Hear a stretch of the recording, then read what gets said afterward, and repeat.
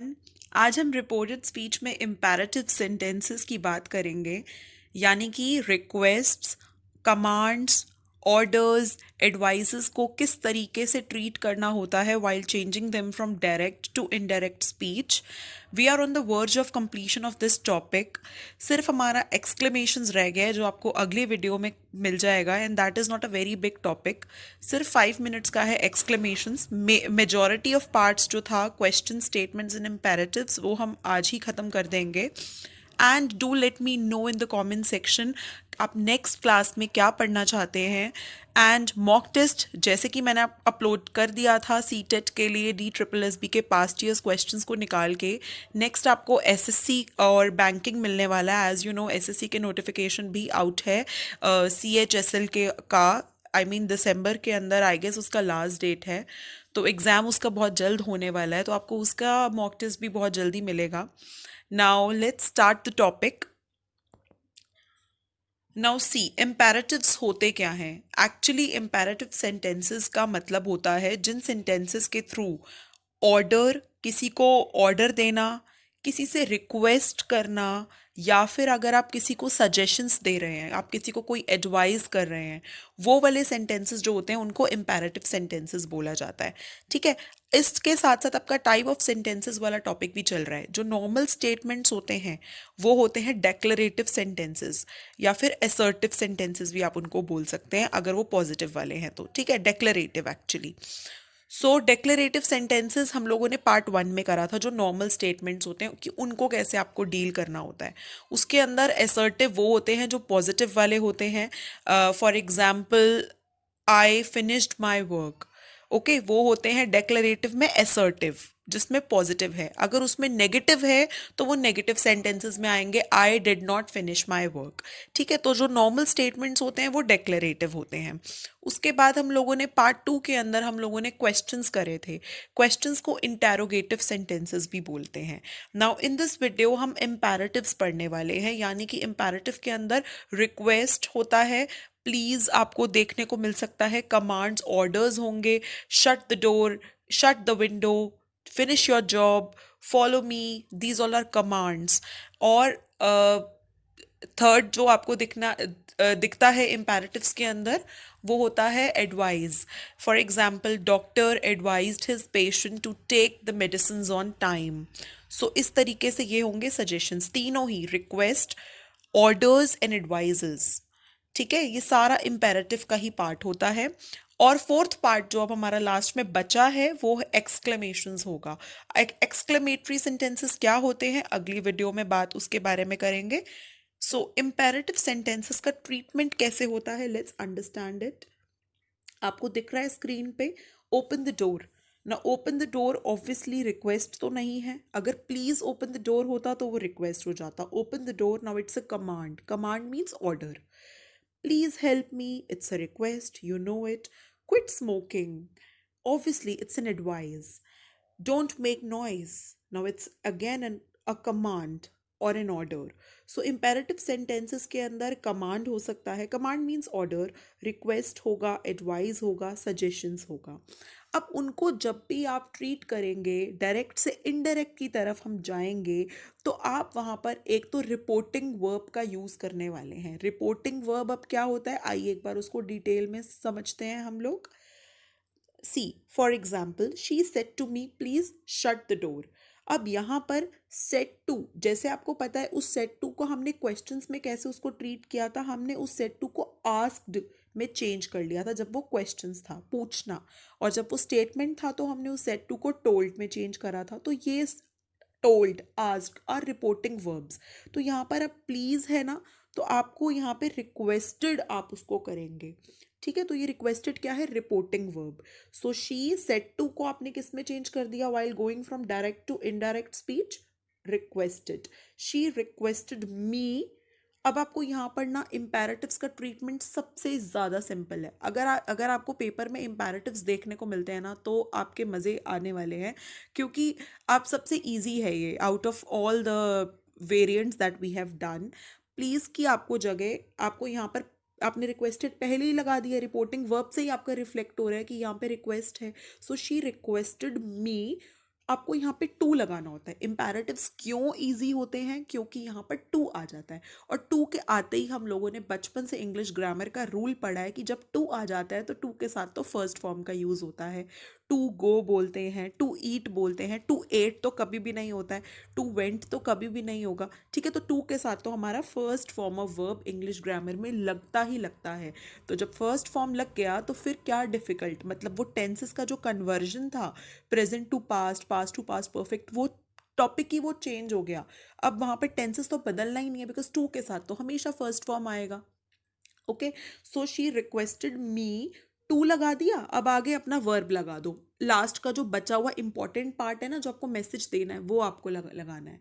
ठीक है, अभी हम इसको डिटेल में समझते जाएंगे। Even if you have not understood it, be patient, I will make sure कि मैं आपको बहुत अच्छे से समझाऊं। ठीक है, अब एक ट्रीटमेंट, जो बच्चे थोड़ा सा सेंटेंस स्ट्रक्चर की बात करते हैं, देखिए स्ट्रक्चर यहाँ पर क्या होता है, रिपोर्टिंग वर्ब आ जाएगा। रिपोर्टिंग वर्ब के बाद आप क्या लगा देंगे, नाउन या प्रोनाउन। फॉर एग्जाम्पल यहाँ पे मी लग गया, she requested, reporting verb me, noun या प्रोनाउन जो लगना था, और हमने टू लगा दिया, टू इन्फिनेटिव। इन्फिनेटिव यानी कि फर्स्ट फॉर्म ऑफ वर्ब, आप टू के साथ आप फर्स्ट फॉर्म ऑफ वर्ब का यूज करने वाले हैं। She asked me, okay, reporting verb के साथ मी लग गया, प्रोनाउन, एंड देन उसके बाद टू इन्फिनेटिव, और अपना सेंटेंस जो ऊपर हमें दिया हुआ है उसको हम एज इट इज उठा के लिख देंगे। Means it's very simple. So एक बार ज़रा पहले रिक्वेस्ट्स पे हम लोग देखते हैं, फिर उसके बाद हम कमांड्स को करेंगे, देन उसके बाद advice. After this your topic will be done, be patient. Direct speech, she said to me please help me. ना इनडायरेक्ट स्पीच में आप इसको कैसे चेंज करेंगे, भाई आपको पता ही चल रहा है प्लीज है, तो ऑब्वियसली रिक्वेस्टेड कर दीजिए, she requested me. Okay, requested to me तो नहीं होता है ना, आपको मैंने बताया था सेट टू दोनों मिला के टोल्ड बनता है। तो सेट टू यहाँ पे रिपोर्टिंग वर्ब जो लगने वाला है ना, टू मत लगा देना। एमसीक्यूज में इस तरीके से ना कई बार बहुत क्लोज दिया होता है और आप मिस्टेक कर कर आते हैं। लास्ट टाइम जो मॉक टेस्ट अपलोडेड था उसमें भी बच्चे, मैंने बोला था कि आप ये मिस्टेक करेंगे, और जेन्युइनली आप लोगों में से कुछ जो बच्चे बहुत क्लोजली कनेक्टेड हैं उन्होंने बताया कि हाँ हमसे वही मिस्टेक हुआ था।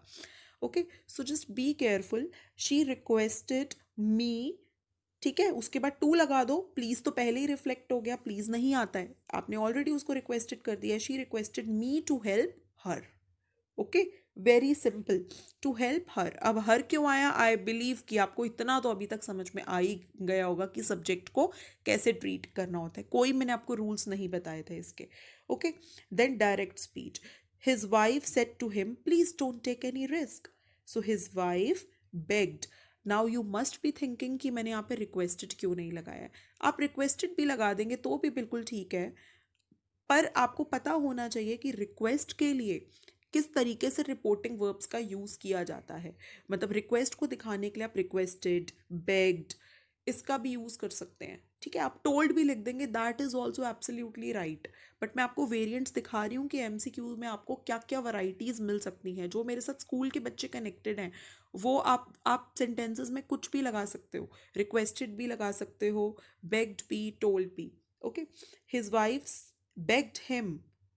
अब यहाँ पे नेगेटिव सेंटेंस है तो नॉट भी लगा दीजिए बीच में टू से पहले। His wife begged him not to take any risk.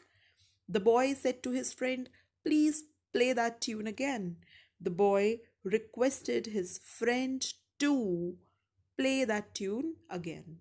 Please नहीं आएगा because that is already being reflected in requested. And last one, the girl said forgive me. अब यहाँ पर आपको समझ में आ रहा है कि किसी से माफ़ी मांगोगे, फॉरगिवनेस, अपॉलॉजी जब आप मांगेंगे तो वो ऑर्डर तो होगा नहीं, एडवाइस भी नहीं होगा। तो बट ऑब्वियस है कि वो एक रिक्वेस्ट है। The girl requested to forgive her. कितना इजी है ना, आपको सिर्फ टू लगाना है और टू के बाद सीधा उस सेंटेंस के वर्ब को पकड़ लो। ठीक है, to play that tune again, जैसे हमने ऊपर लिया, टू फॉरगिव हर। ओके, बिल्कुल एज इट इज आपको करना है, बस प्लीज और ये सब आपको हटा दे देना है क्योंकि वो हमारे रिपोर्टिंग वर्ब के थ्रू ही रिफ्लेक्ट हो रहा है। Now let's move to commands. Direct speech, she said to me keep quiet. So indirect speech में आप देखिए कीप क्वाइट है तो रिक्वेस्ट तो नहीं है ना ये। She ordered me to keep quiet, बहुत ईजी है, सिर्फ टू लगाया, बाकी का एज इट इज सेंटेंस आपने उठा के लिख दिया। She said to us, don't keep talking. she said to us don't keep talking. Now see, it's again an order. तो instructed भी हो सकता है, ordered भी हो सकता है, commanded भी हो सकता है. So मैं आपको variants दिखा रही हूँ. She instructed us, not लगा दो because it's a negative sentence, not to keep talking. The gardener said to children, don't pluck the flowers again. The gardeners warned. It's again an order. किसी को warning आप दे रहे हो. Warned children not to pluck the flowers again. To के आने से देखिए sentence कितना सिंपल हो जाता है. That is why imperatives are the easiest ones. The captain said follow me. The captain commanded to follow him. Okay, so instructed, ordered, warned, commanded, don't get confused. Now advice and suggestions. अब advice में one more thing for your knowledge. Advice जब आप सी के साथ लिखते हो ना, ADIVICE, तो सी जो होता है वो नाउन होता है. और एक एडवाइज्ड, जैसे आपको वर्ब में नीचे देखने को मिल रहा है एडवाइज्ड, ADVISED, एस है वहाँ पे. तो ये सी और एस का डिफरेंस क्या होता है? सी वाला होता है वो नाउन होता है और एस वाला होता है वर्ब. ठीक है, तो ये आपको याद रखना है. इस पे भी एक video I will make very soon. Advice and suggestions. The doctor said to patient, change your lifestyle and eating habits. अब obviously doctor cannot command you, doctor cannot request you, doctor can only give you suggestion. So doctor suggested a patient, suggestion मतलब advice देना, किसी को advice करना. Suggested a patient to change his lifestyle and eating habits. She said to her friend, do not tell a lie. झूठ मत बोलो. अब क्या है, ये एक एडवाइस ही तो है.